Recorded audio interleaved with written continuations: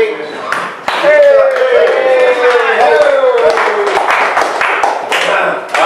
what an introduction.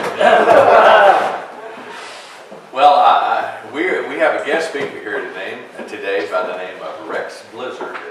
He is the owner, and I guess he and his family have started the Born Again Pews, and he is out of Leach, Oklahoma.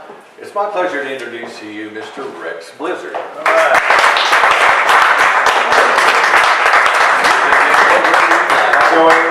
He's going to walk around. He's not behind this pew. I'm going to stand over here if that's all right.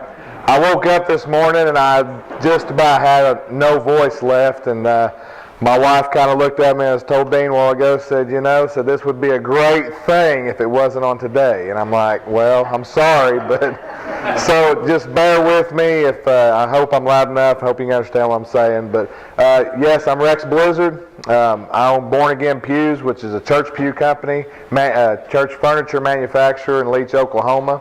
We started this is our 10th year this year, and basically we started it with absolutely nothing. Me and my wife, before we started this company, we were as close to being divorced as you could possibly be, and this is part of our testimony. This is part of what we believe our company's built on. That's why we named it Born Again Pews. We were separated. We've been separated over a year. We got our life back together, turned it over to God, and focused everything we could on church and everything. Well, God brought this business to us. And we started by buying and selling used pews all over the United States. We, at one time, we were the largest used pew dealer in the country. And to tell you kind of how God was with all of this, when we started the used pew deal, nobody was doing it. And then everybody kind of got into it, and then churches, they started dumping pews left and right. Well, we were doing it at the height of it, and by the time it started to fall to where you couldn't really make a living with the used pews, we had started the new stuff, and it had really taken off. So God's been with this company from day one, everything that we've done with it, and He healed our marriage. He brought this company to us, and we just give God all the glory for everything that we've done. And after starting the company and everything, I had a gentleman contact me from Virginia. And he was a salesman for one of the largest pew companies in the United States, and we'd got to talking, we got to know each other through the used pew deal. I would buy his used pews off of him, and it would allow him to be able to sell more pews that way. And we got talking one day, and he's like, yeah, he said, I'm really tired of this company. He said, I'm just, I'm ready to start my own company and start selling for other people and stuff, and just he wanted to make a one-stop shop for churches. In other words, they go to his website and they could buy, anything from choir robes to church pews. And I smarted all that. I was like, well, Scott, we're getting ready to start building pews down here. Maybe you can come sell for us. And he's like, okay. Said, you going to be around this weekend? We're going to fly in. And I was like, well, you got to understand, we were very, very small at that time.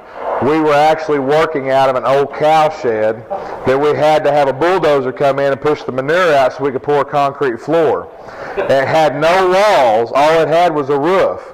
And, so here I just opened my mouth, stuck my foot in it, and said, hey, come sell pews for us. We didn't even have a pew built. We had not even built a pew at this time. And, he's like, yeah, sure. Said, we'll fly down and see you this weekend. I'm like, and this was like on a Monday. And I'm just like, okay. So what we do, we go out there to my dad's field, and we find some old sheet metal. We slap it on the side of this barn. We build this little makeshift office in the front of it. And I put together this pew. And sure enough, Scott and his wife come down that weekend, and I still believe to this day God blinds people. Because I don't know what he saw that day, and I kid him that all the time, He's telling me, he's all the time giving me a hard time. He says, oh yeah, I said, I've seen this great, big, marvelous, beautiful shop. And everything. I'm like, man, you are lying, or God blinded you, one of the two. But he come down that day, and he visited with us, and I'm thinking, this guy, because, he worked for a company that, he sold $3 to $4 million worth of pews every year.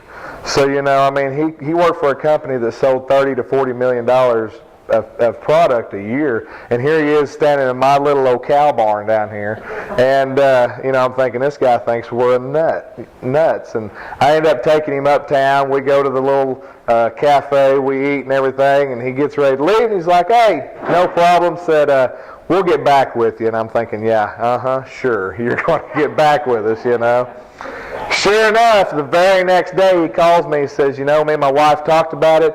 We're really excited about what you had to say. We're really excited about the passion that you have for helping churches save money.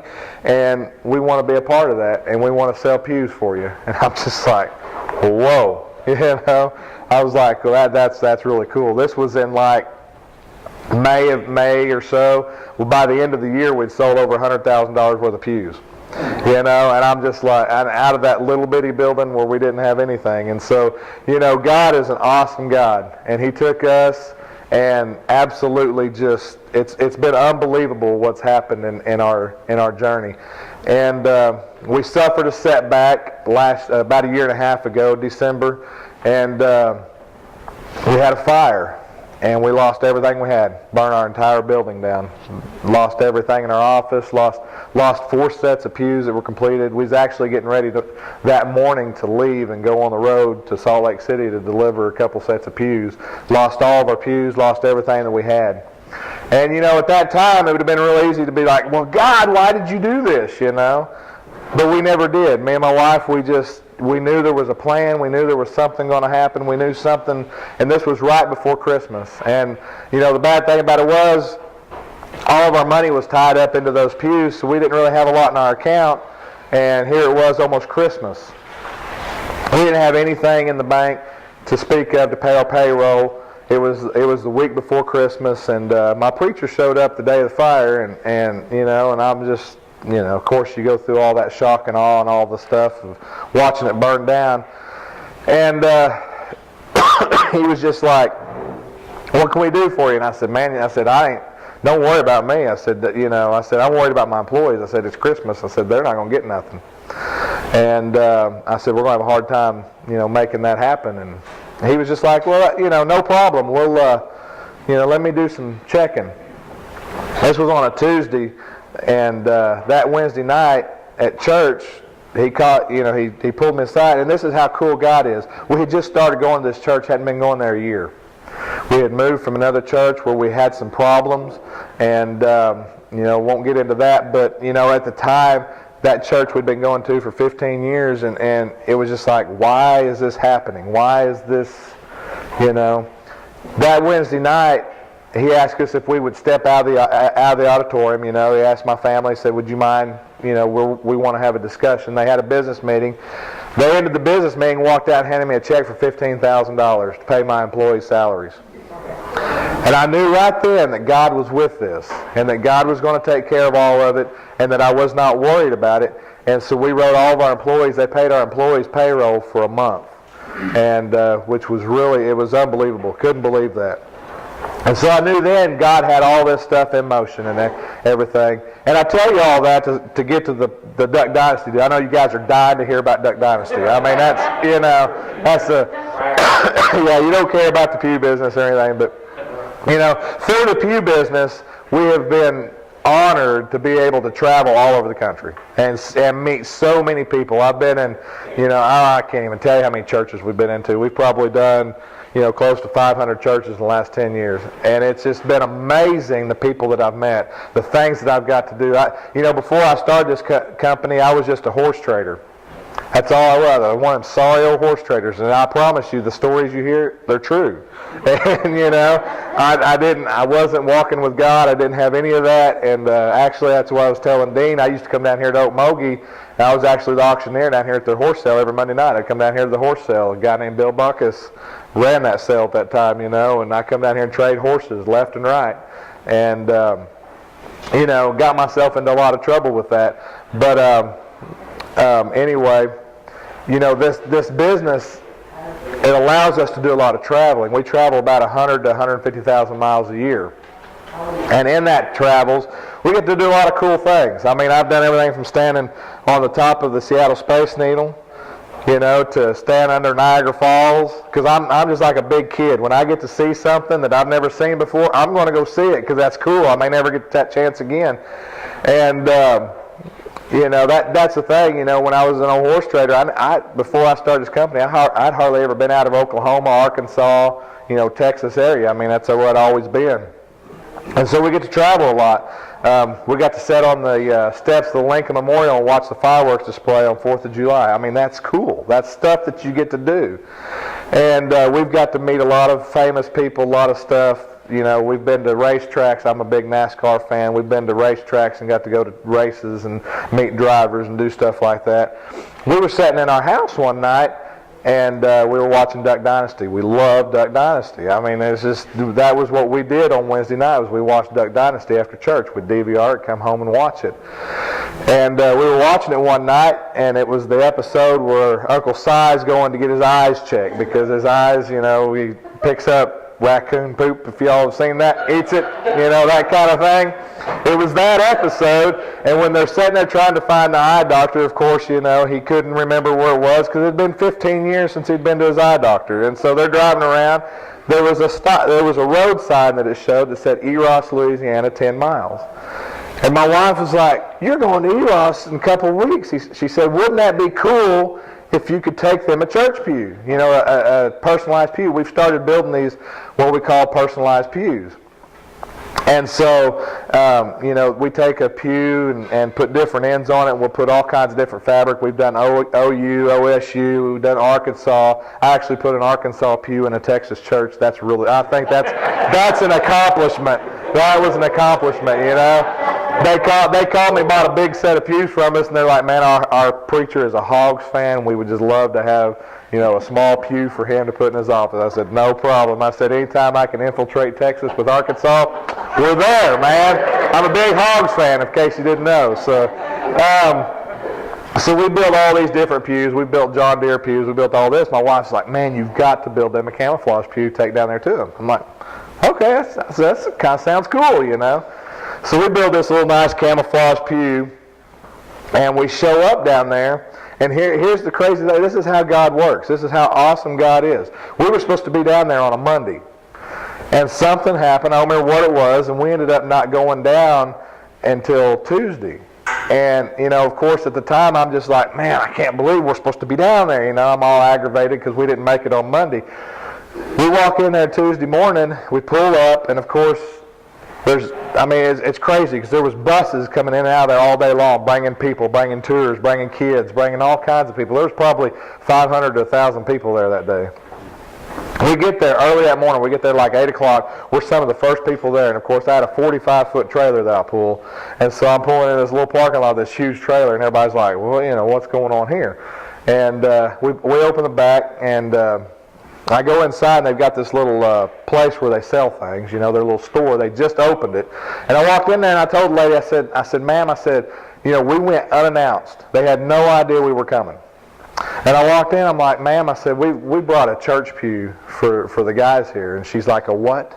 And I said, "We built a small church pew with camouflage fabric on it and stuff for the guys here." She's like, "Okay." So I pulled out a picture of it and I showed it to her. She's like, "Oh, well, you need to talk to Ms. Linda."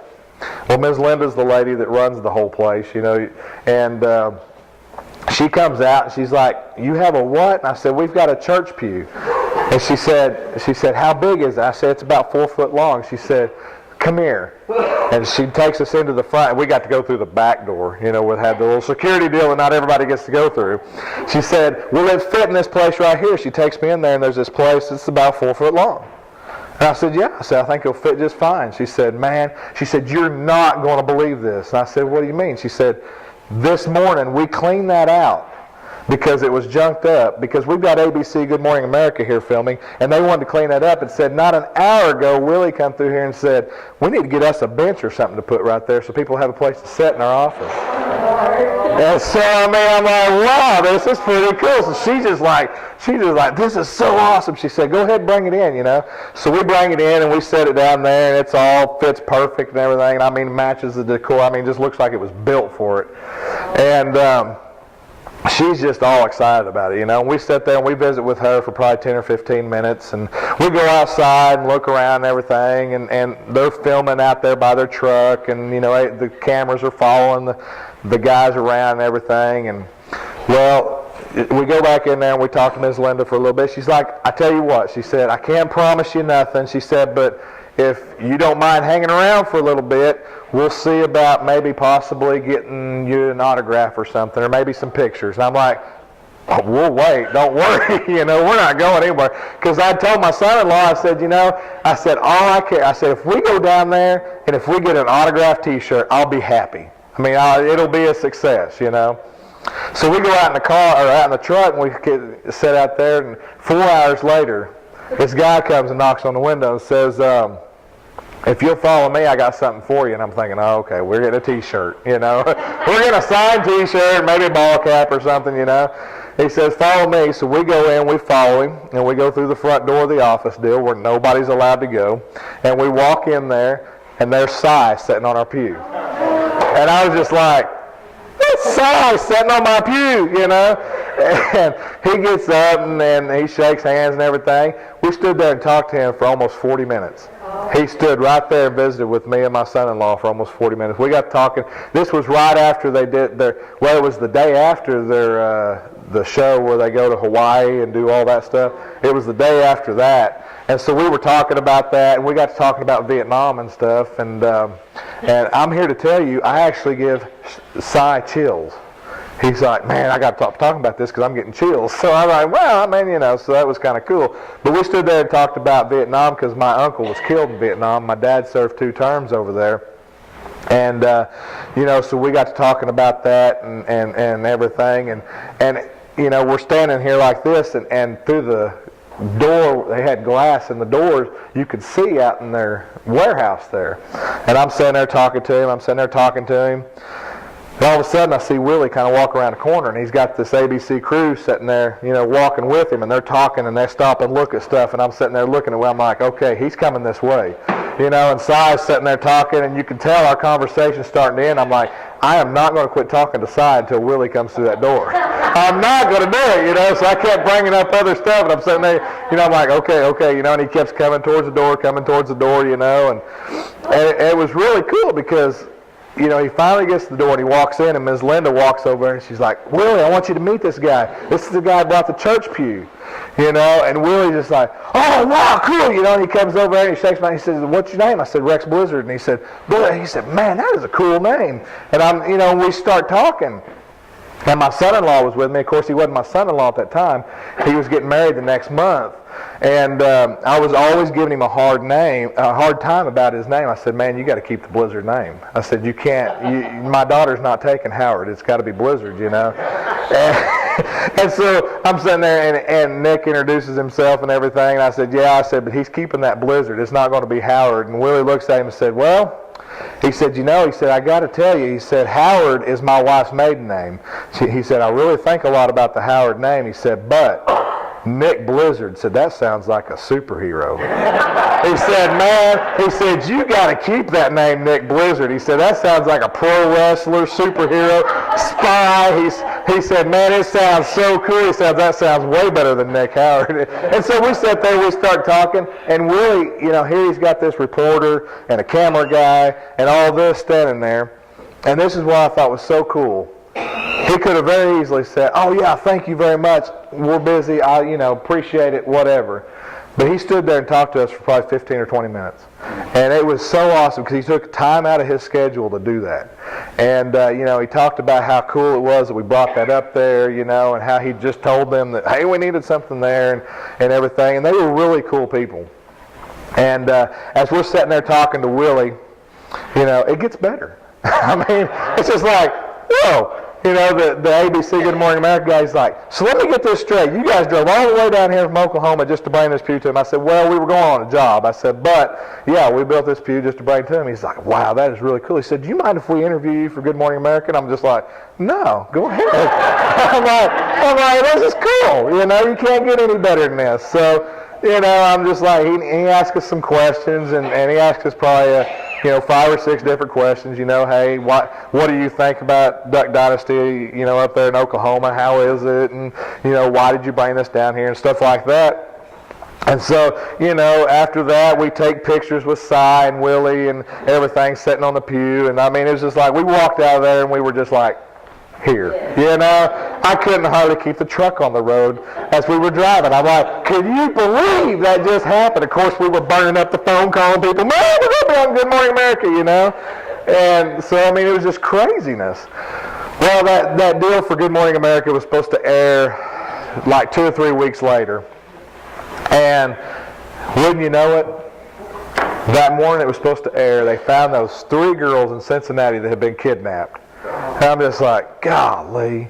So they only showed like 3 minutes of the Duck Dynasty deal. And I'm just like, those girls could have got kidnapped, or they could have got rescued the day before, the day later, but they didn't. They got rescued that day, And so we didn't make it on the Good Morning America show.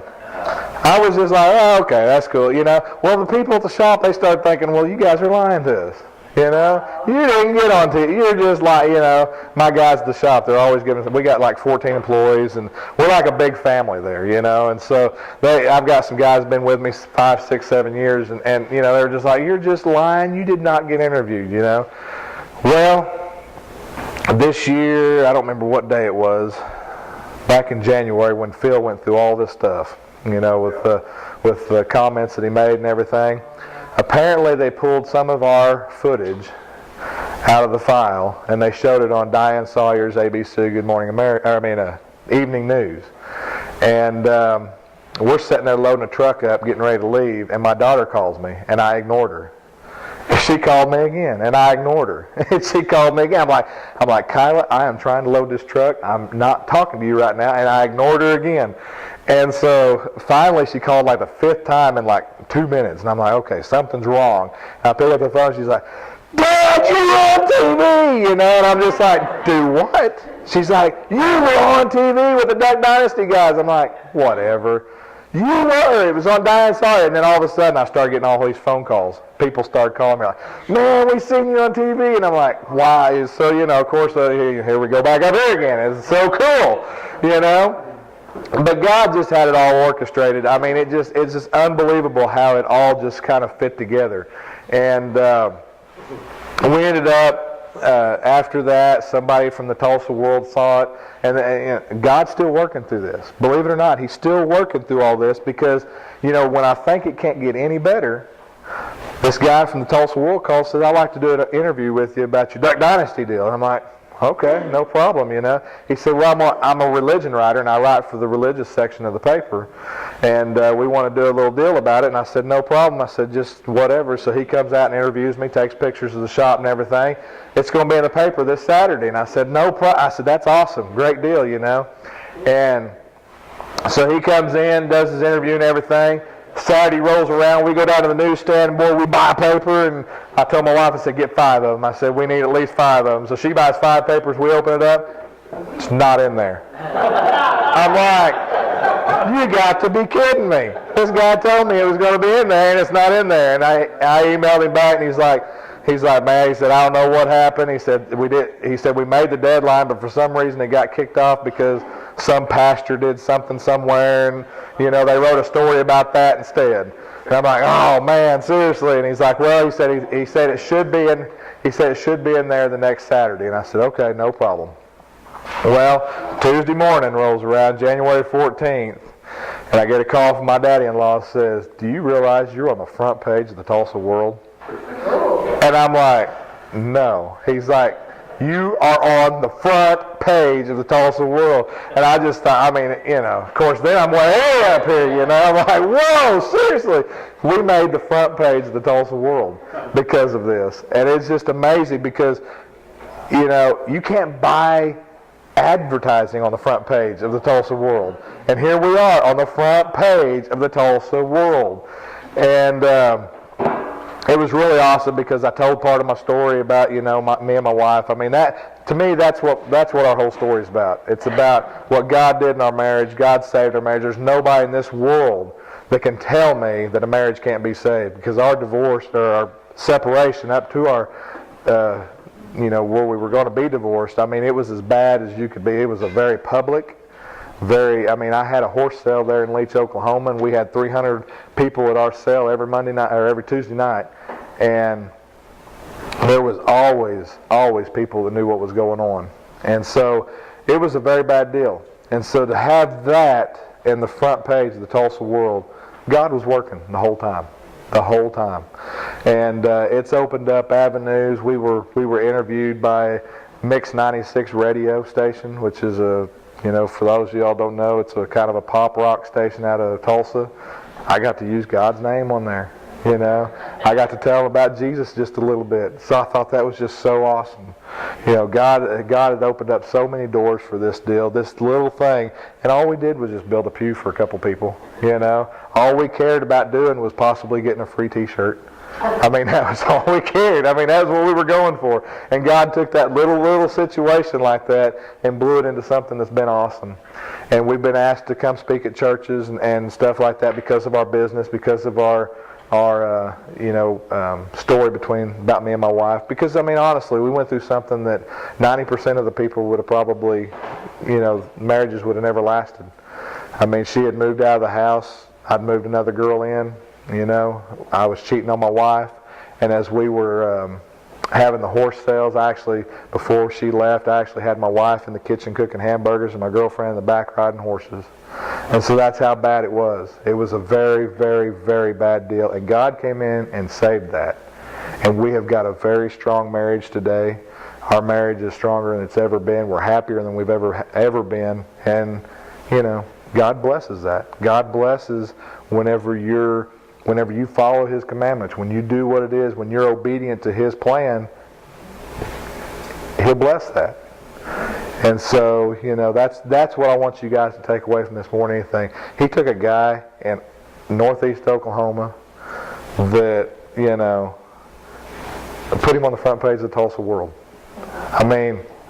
Nothing that I did. It was not anything I did, because I guarantee you through this whole thing, it was all God's hand just doing this, and this. There was if we'd have showed up at Duck Dynasty the day before, none of this would ever happen. I wouldn't be standing here today probably, because you guys wouldn't know what Born Again Pews was. Dean would have never seen the article. So it's all God. It's all what God has done. So if there's anything I want you to take away from that, when you're obedient to God, He will bless you. You will find favor in His eyes. So. Did you get the T-shirt? No, I did not get a T-shirt, but I got pictures of me and Si and me and Willie, which is way better. So, did you also build a pulpit for him, or just the pew, yeah. Where's Leach? Leach is about 60 miles east of Tulsa. It's over on 412 on the Cherokee Turnpike there. If you've ever been down the Cherokee Turnpike going to Arkansas, there used to be a travel center right there, Easy Go Travel Center there. We are straight across from them on the old highway. So, if someone tells you to create a two-person pew, they could go down there with a six-person pew. It's been too large to fit. That's right. Yeah, no. I don't know why we built one that was 4 foot. That was your first one, and do you have a demand for any since? Well, we've had some calls, yes. We've had calls for some of the Duck Dynasty pews, the camo pews, stuff like that. Huh? How tiny is it for a two? Well, we don't, those are mostly sold to individuals. People that saw the article and stuff, they're like, hey, we want one of those kind of things. So they've started calling us to order them for their houses, stuff like that. So, I didn't bring any big pictures, but I got a picture on my phone here I'll show you. It shows you just how perfect this pew fit if you don't think God wasn't in it. We could have built that pew any size. Any size at all. It'd be neat if Duck Dynasty could start marketing. Yeah, well, that's something that we might, I don't know if you can see that, but you see that you see how perfect that fit in there? It couldn't have, if it had been 2 inches longer, it would never fit. And it was some kind of odd size. It wasn't exactly 4 foot. It was like 3 foot, 8 or something like that. Yeah. So, there was no way, you couldn't tell me God didn't have that plan, And so, Oh, you guys, I didn't show you guys either. There you go. Yeah, sorry about that. Oh, See how, yeah, I mean, it just fit. Yeah, I mean, it's like right there. It's like an inch away from being hanging out in this doorway. So, you know, it's really cool deal. But successful. What's And the website? bornagainpews.com. Yeah, bornagainpews.com. Go in there and check that out. And we got a blog on there that we run. You know, it tells all the churches we go to and stuff. And our Facebook page. If you got Facebook, be sure to go on and like us. And you can keep up with our travels because we do some pretty cool stuff sometimes, you know. So it's really neat. Well, guys, I want to thank you so much for having me down here. I appreciate it. Anytime I have an opportunity to talk about God and my business, that's two main things I love to talk about. So, you know, just thank you for that opportunity. I appreciate that. You want to thank you? Thank you. Little Coke and Golf, Oh, well, not thank a you. t-shirt, but That's not a t-shirt.